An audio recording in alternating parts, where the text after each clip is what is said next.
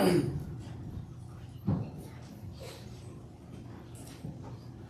afternoon. Would you take out your Bible, please, and turn to the book of Revelation, Revelation chapter 21.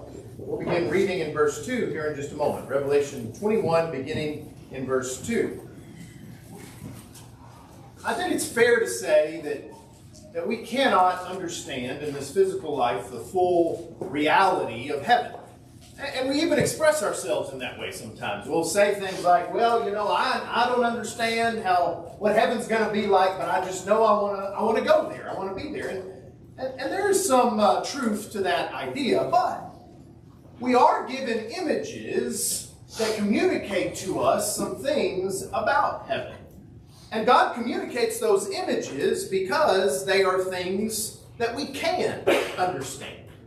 Those images give us a glimpse of glory. And these glimpses, however partial, however incomplete, however dumbed down for our own understanding, should motivate us to live as we should as Christians. Thank you for being here this afternoon. Thank you for making the choice to be here this afternoon. And I hope that the things that we talk about as we consider these images of heaven that we see here in our Bibles, I hope that they will be motivating to us. Because for so many of us, if you're like me, throughout my life, heaven has been a powerful but frankly a kind of unclear motivator. I know I'm supposed to want to go to heaven, and I do want to go to heaven, but what exactly heaven is going to be like? Well, it was just always kind of fuzzy for me. And so what I decided a number of years ago was I'm going to know more about what heaven is like based on what has been revealed to us. And what I found was that God communicates to us using images that we really can't understand. Let me put it to you this way. I'm afraid sometimes we say, well, God uses all these images. If that's not really what heaven is like, why doesn't God just tell us what it's really like? I want you to think for just a moment about a child, about a baby in his or her mother's womb. We know a lot about children in the womb from modern medicine. We know that children, babies, while they're still in the womb, they can see, they can differentiate light and dark. They can see colors. They can feel while in the mother's womb. They feel pain, even if there's pain to be had, hot and cold. The baby can hear. Babies can even recognize voices in their mother's womb. Moms throughout the years played music and different things along those lines, trying to make their baby smarter, right? We know that a baby can hear. And so that baby, that child in the womb, has that world, that experience that they know of. So here's what I want you to imagine for a moment. Imagine we had the ability to communicate to that child, and that child in the womb could understand our language and know what it was that we were saying. How would you communicate what this world is like to a baby in the womb? What would you say? This world that we all live in is what? Using only terms and concepts that baby has experienced itself. What would you say? Well, you might say things like, this world is bright. And this world is so often very, very loud, especially compared to the womb. And this world is colorful. Instead of just having a little bit of color that you have in the mother's womb, this world is colorful. And this world is roomy. I mean, you can really stretch out in this world. You're not confined like you are in the world that you're in. And that baby, its entire world is there in the womb. So here's my question. Is that, and I'm going to ask you to do this just like we did yesterday, thumbs up for yes, thumbs down for no, like this if you're not sure, okay? Is that an accurate description of this world? Yes or no? Is that an accurate description? We got something like this, that's good. Is this world bright? Yeah, is it loud? Is it colorful? Is it roomy? Yeah. Is that an adequate description of this world? Yes or no? No, of course not. There is so much more to this world than just these few things that we're able to communicate. And I really think that that's a pretty good illustration. That's not original to me. That's a pretty good illustration of what God is doing with us. He is communicating to us using terms that we can understand based on our limited physical experience to describe to us what that world, what that real spiritual realm is going to be like.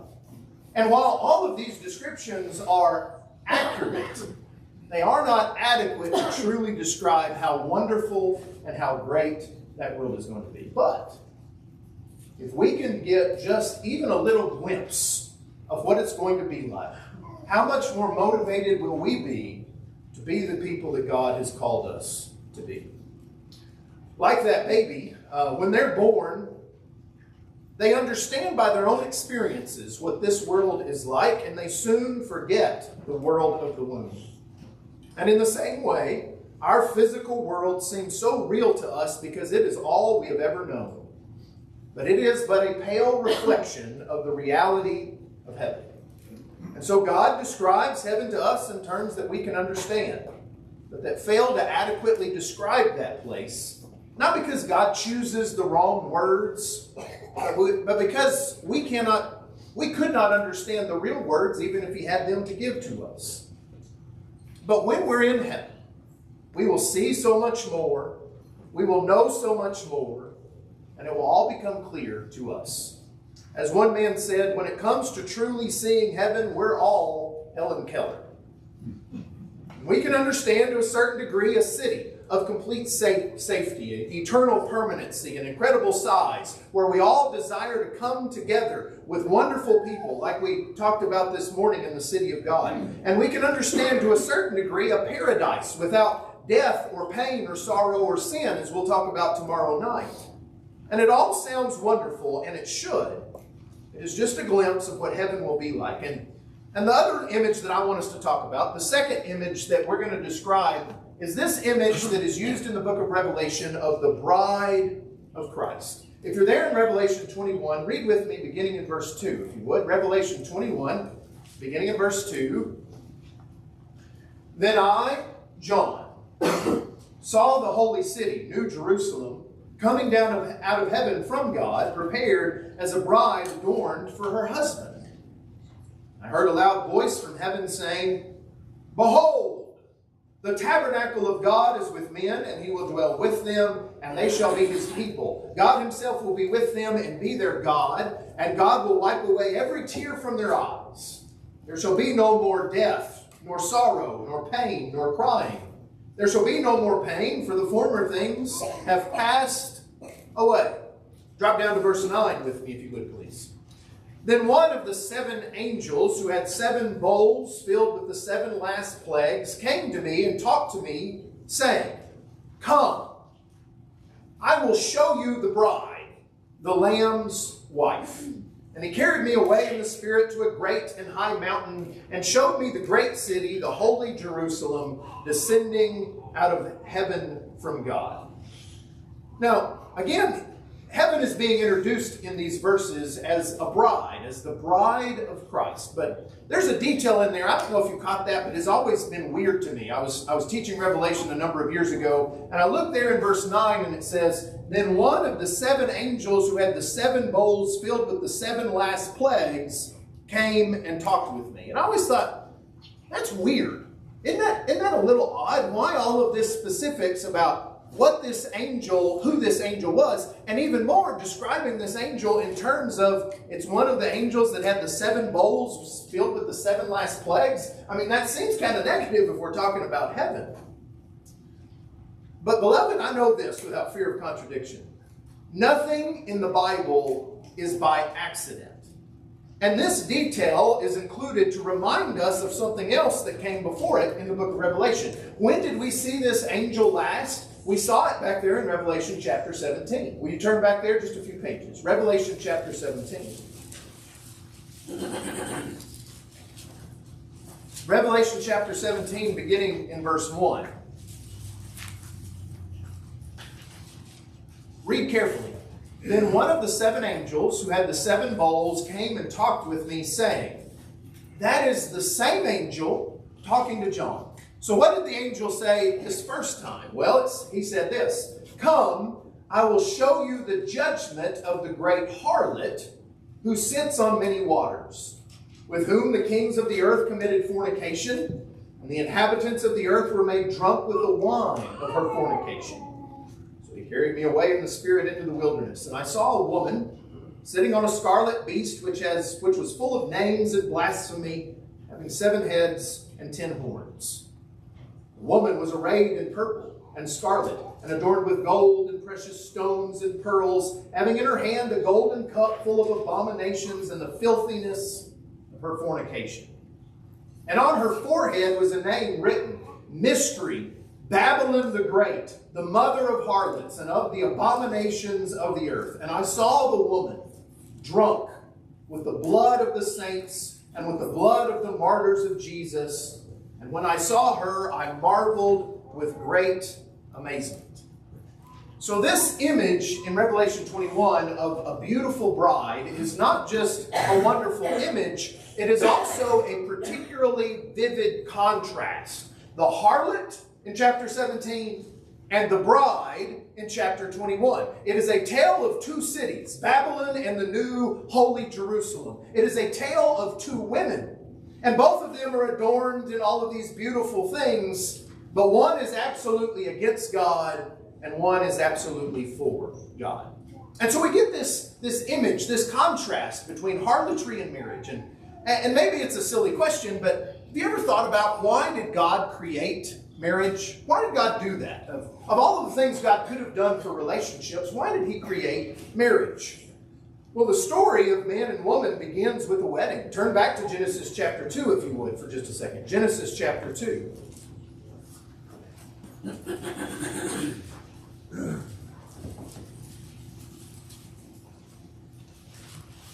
In Genesis chapter 2, after Adam has named all the animals and there's not among them found one that is comparable or compatible to him, we remember that God creates woman. And what does Adam do when he sees woman for the first time? He bursts into song, into poetry. And he says in verse 23, and Adam said, "This at last is bone of my bones and flesh of my flesh. She shall be called woman because she was taken out of man." Adam says, yes, that's what I've been looking for this whole time. I finally found it. God brought her to me. But notice what we find next in verse 24. Therefore, a man shall leave his father and mother and be joined to his wife, and they shall become one flesh. Now, did that apply to Adam and Eve? Well, part of it did. But did Adam and Eve have to leave father and mother? No. This is a pattern. And what God is saying is, I'm setting this pattern up for the rest of time because I want you to see something in this marriage relationship. That these two separate individuals have come together so that they might become one. One in spirit, one in purpose, one in flesh. And I believe that one of the primary reasons that God gave us this beautiful relationship of marriage is to show us what covenant love is supposed to look like. What people coming together in this closest of relationships, what that is supposed to look like. God created, I believe, this relationship to teach us about our relationship with Him and what that relationship could be like in perfection. In the marriage relationship, we're supposed to put to death me, right? Me is replaced with we. The man is supposed to cleave to his wife, to become one flesh. And we see in the New Testament that it's made explicit that all of this marriage relationship is a type, is an illustration, is supposed to teach us about our relationship with Jesus Christ. Turn to Ephesians chapter 5, if you would. Ephesians chapter 5. Read with me Ephesians chapter 5, beginning in verse 22.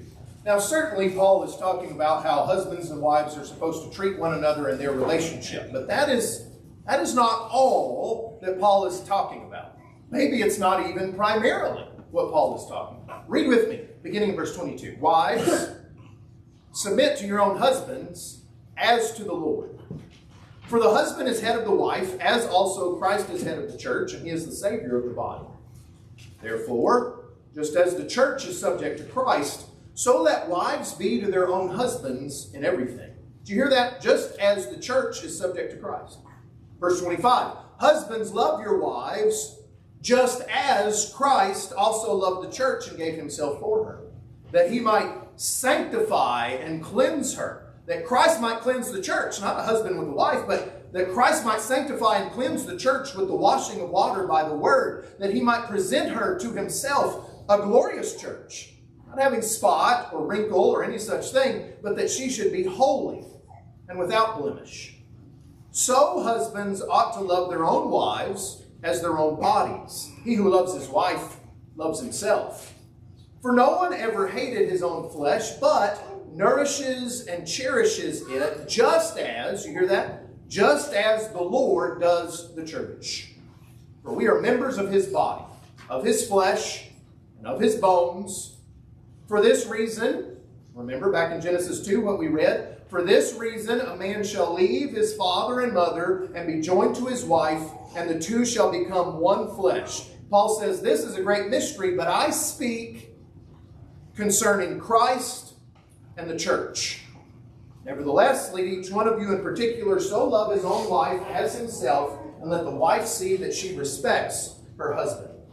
This is the big reason why God uses the comparison of Christ and the church, the husband and the wife.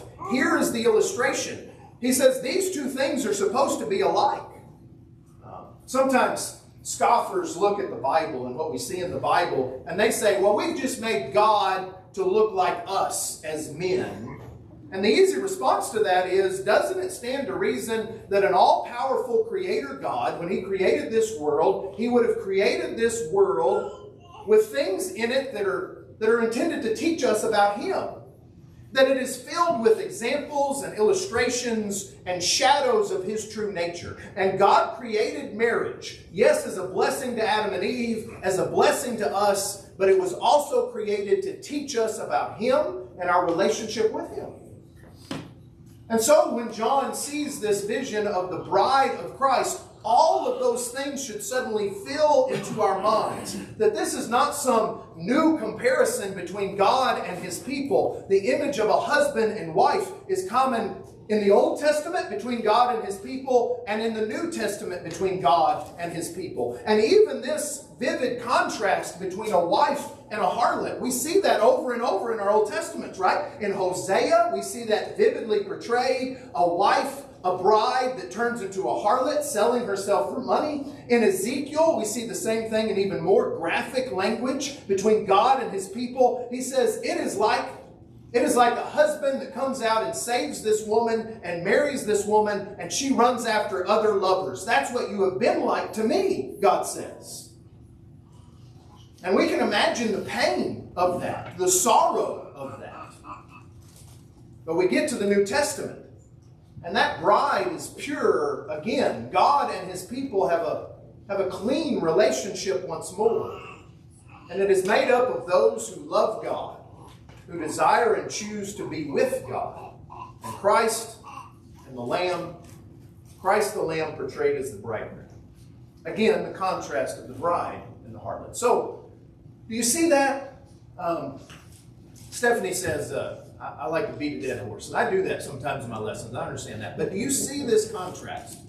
Do we see this contrast between an unfaithful relationship with this harlot and a faithful relationship with the bride? And God says, I want you to see that you, as the church, as my people, are the bride of Christ. And that's going to give you a glimpse of the glory of heaven. So just like we did with the city this morning, what does this image of a bride imply? Well, I think it implies a number of things to us. First of all, it implies perfect purity and holiness. A bride dresses in what? In white, right? Because white is that symbol of purity. And that's a common theme in the book of Revelation. Purity and holiness. If you go back to Revelation chapter 21, don't we see this image of purity and holiness? In chapter 21 in verse 8, it's expressed in negative terms. Chapter 21 in verse 8. But the cowardly, unbelieving, abominable, murderers, sexually immoral, sorcerers, idolaters, and all liars shall have their part in the lake that burns with fire and brimstone, which is the second death. I mean, that's where those who are lost in their sin are going to go. Why? For their punishment. But is that the only reason? I want you to drop down, if you would, to chapter 21 and verses 26 and 27. In summing up this holy city of God, this bride of Christ, and they shall bring the glory and honor of the nations into it. But there shall by no means enter it anything that defiles, that makes unholy, or causes an abomination or a lie, but only those who are written in the Lamb's book of life. There is no unholiness here. And even that image of being dressed in white, earlier in chapter 7, John talks about pure white robes of the saints, just like the bride's white dress. And why is there no death and no sorrow and no crying and no pain in heaven? Because there is no sin there. These are the things that sin causes, whether directly or indirectly. But in heaven, sin has passed away along with the world. And how amazing will it be to be part of a people who live without sin and without the destruction that sin causes. The bride implies perfect purity and holiness, and that is exactly what we can have and will have in heaven. But secondly, the bride implies priceless value and breathtaking beauty. We read this morning from Revelation 21, beginning in verse 10, but let's read this again. And here's what I want you to see. Not the grandeur, not the size or the permanency that we talked about this morning. Instead, I want you to focus on what do you think this looked like? Okay? What is the image of what this is supposed to look like? Is it pretty? Is it beautiful? Verse 10. And he carried me away in the Spirit to a great and high mountain and showed me the great city, the holy Jerusalem, descending out of heaven from God, having the glory of God. Her light was like a most precious stone, like a jasper stone, clear as crystal. And she had a great and high wall with 12 gates and 12 angels at the gates, and names written on them, which are the names of the 12 tribes of the children of Israel. 3 gates on the east, 3 gates on the north, 3 gates on the south, and 3 gates on the west. Now the wall of the city had 12 foundations, and on them were the names of the 12 apostles of the Lamb. And he who talked with me had a gold reed to measure the city, its gates and its wall. The city is laid out as a square, its length is as great as its breadth. And he measured the city with a reed, 12,000 furlongs. Its length, breadth, and height are equal. And he measured its wall, 144 cubits, according to the measure of a man, that is, of an angel. The construction of its wall was of jasper. The city was pure gold, as clear as glass. The foundations of the wall of the city were adorned with all kinds of precious stones. So you think about these foundations, and each of these foundations are a single stone of jasper and sapphire and emerald. 12 of these precious stones. And in verse 21, the 12 gates were 12 pearls. Each individual gate was 1 pearl, and the street of the city was pure gold, like transparent glass. I want you to think about going to a jewelry store. Raise your hand if you've ever been to a jewelry store before. All right. So this is an illustration we can all understand. And you go in there and everything's super cheap, right? No, of course not.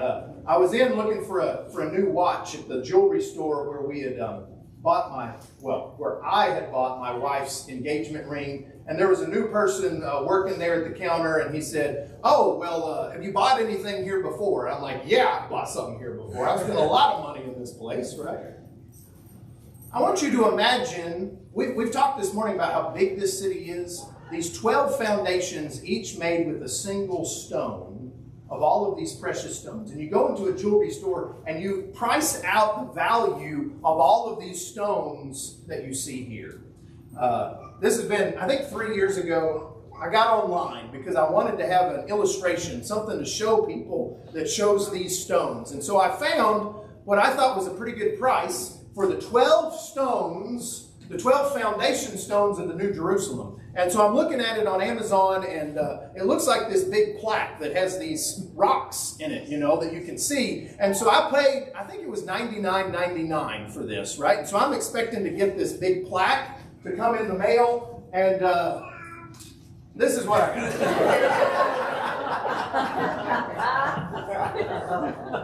The gemstones of the New Jerusalem.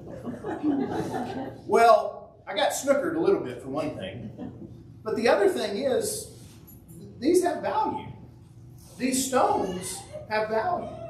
And I think maybe we can illustrate that pretty well in terms of monetary value if we think about these pearls. And we think about these 12 gates, each a single pearl big enough to be an entire gate, right?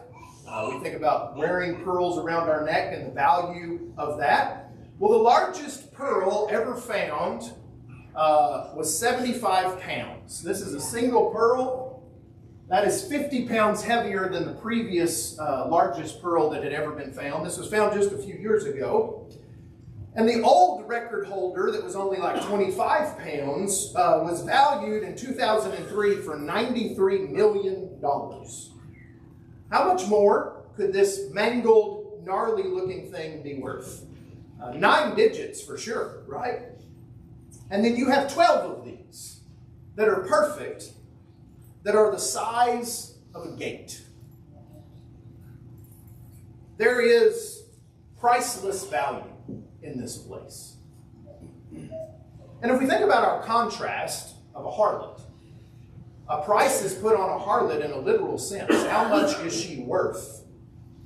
And that is so sad even to consider, isn't it?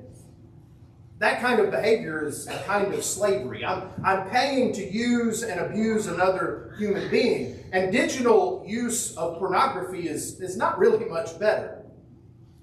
And in our society, that's where many are making their living, right? These women selling their bodies on websites to make money, and there are plenty who are willing to pay a price in order to see and use them.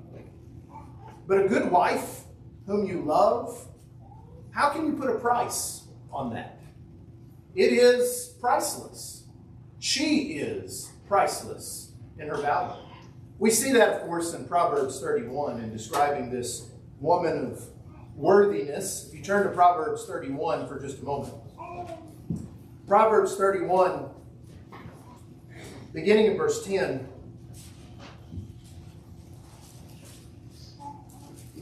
Who can find a virtuous wife?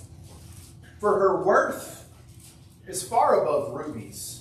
The heart of her husband safely trusts in her. She will have no lack of gain. Verse 23. Her husband is known in the gates when he sits among the elders of the land.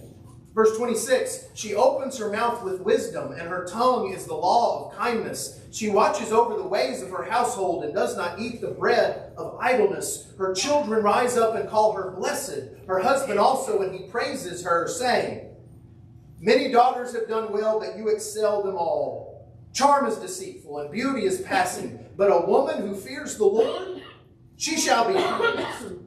Give her the fruit of her hands, and let her own works praise her in the gates. Her worth is far above rubies, and this is the climax to the book of Proverbs. And all of this advice that a father gives to his son, to a young man, he says, you need to find a woman like this. Not an idolatrous woman, not a contentious woman, not an immoral woman that have all been described earlier in the book of Proverbs. You find a wise woman like this, and her worth is far above rubies. And all of these precious stones are not just about value, they're about beauty too, right? It is a kaleidoscope of colors reflecting the brilliance of God. And this is not a lustful, trashy hotness. This is not immodesty masquerading as beauty. This is a pure, breathtaking beauty. And isn't there a beauty to a bride that is unlike anything else? In my life, I have watched several brides walk down the aisle toward me. And maybe that didn't sound exactly right.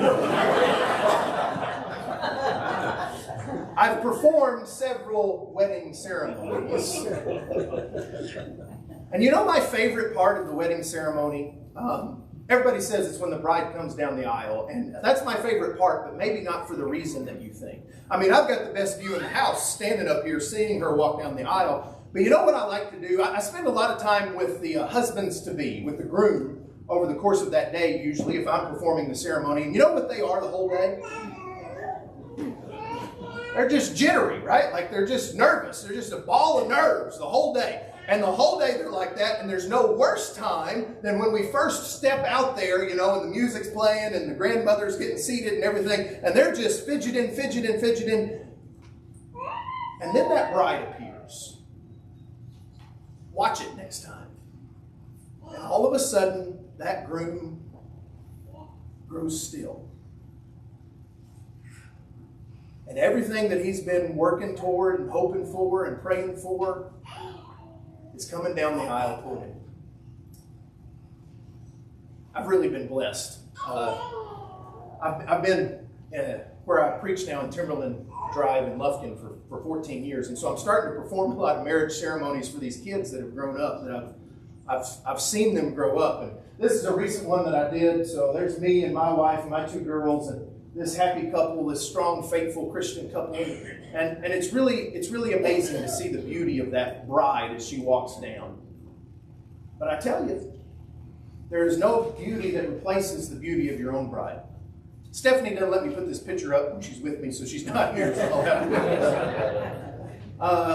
to we got some professional pictures taken, but this was just a picture that my grandmother took on an old digital camera. I think it was like 3 megabytes or something.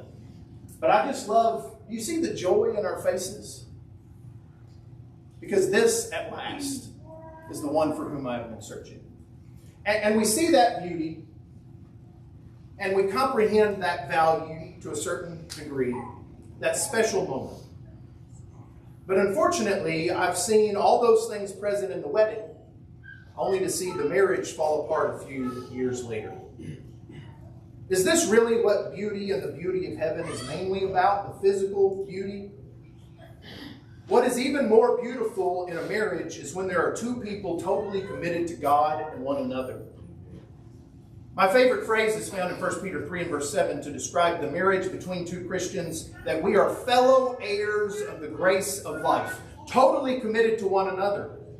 And I'm glad that I've reached a point in my maturity where the main thing that I appreciate about Stephanie is her godliness. She's a beautiful woman, but it's her godliness that I appreciate the most. And I am so grateful that God in His grace allowed me to get past my own stupidity about some of those things, to see those qualities in her. She was the most spiritually minded girl that I'd ever dated. And it was striking to me. I thought, I don't want to drag somebody else to heaven, so I'm going to date some Christian girls.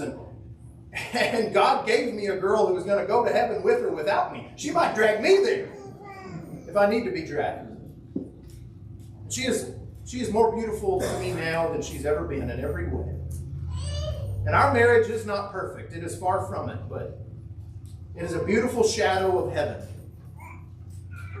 Even a spouse can't compare to the beauty of heaven, but they can give us a glimpse of heaven, or, if we're being honest, sometimes they can give us a glimpse of hell.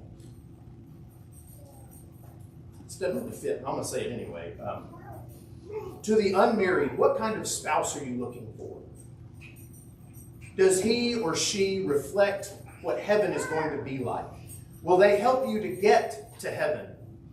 Are you looking for someone who is committed to you and committed to the Lord even before you? Who loves Jesus more than they love you? And you're not just checking a box, oh, they're a Christian, oh, they're a believer, but someone with a good and honest heart who's going to help you get to heaven. Is that what you're looking for? Is that what you find beautiful? If that's what you find beautiful, you're going to love heaven. Because heaven is a place of priceless value and breathtaking beauty. It is also a place of covenant unity and intimacy. If you go back to Revelation 21, in verses 12 through 14, it describes the 12 tribes and the 12 apostles and how these gates were named for these 12 tribes of children and of the children of Israel and the 12 apostles.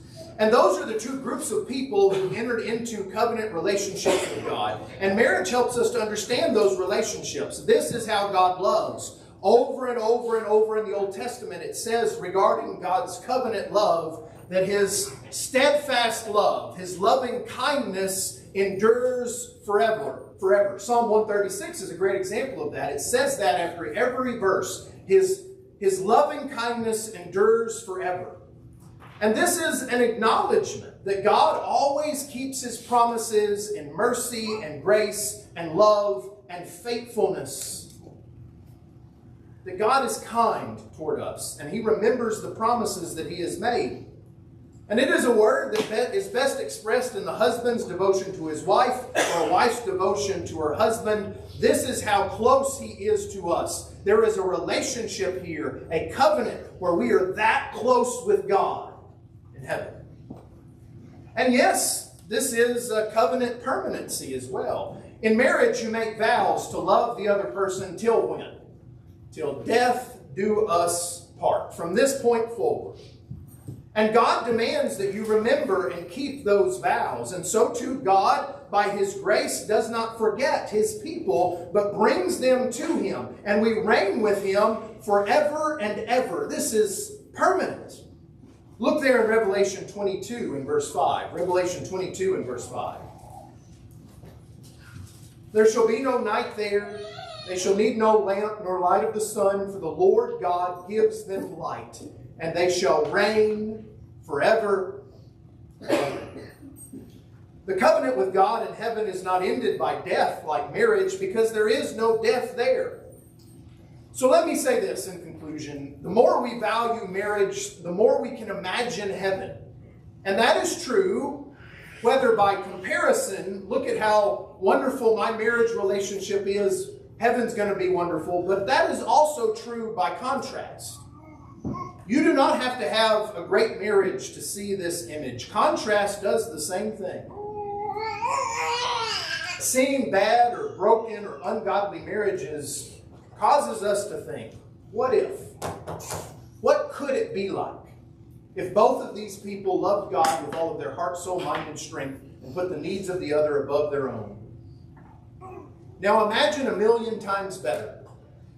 Because you see, the ultimate marriage, the very best, is just a dim foreshadowing of the unity and intimacy and permanency of what we will have with God. We are one flesh till death do you part, but with God we are one perfectly forever and ever. With God we are unified in every way. With God we will never be parted. And it bothers me. Does it bother you that marriage ends when you get to heaven? That's always bothered me, at least since I've been married, to think that I get to heaven and I'm not married to Stephanie anymore. Now, we're going to be together. We're never going to be parted for all eternity, but we're not going to be married. And I've always thought, why not? And I've come up with a couple of reasons. Number one, not all spouses will be together in heaven. And that breaks my heart. And even if you're both there, you're not going to be married anymore. Matthew 22 and verse 30 says, in heaven they neither marry nor are given in marriage. Why? Well, number two, I think the reality that we're not going to be married in heaven, this most permanent of relationships that we have here on earth, it emphasizes to us that marriage, as great as it is, as great as it can be, is just a type, a glimpse of something far greater. Marriage ends in death, but there is no death there, because we get to be with God forevermore. If we could see that glimpse of glory, it should motivate us to want to be with God forever. What a city, what a paradise, what a bride. But unbelievers won't experience it. And yet God wants all of us to have that experience, a place and a relationship that can be ours. Do you want to go there? Maybe I should make you do your thumb down. That's a silly question, isn't it? Do you want to go to heaven? Praise God you can. Because God gave his Son, that if you are willing to come in humble submission, you can enter into a covenant relationship with him that does not end at death, that continues for all eternity. And so we invite you, if you've not put Christ on in baptism, to enter into that relationship, to rise to walk in newness of life. Won't you do that even now? While together we stand. Have thine affections in them.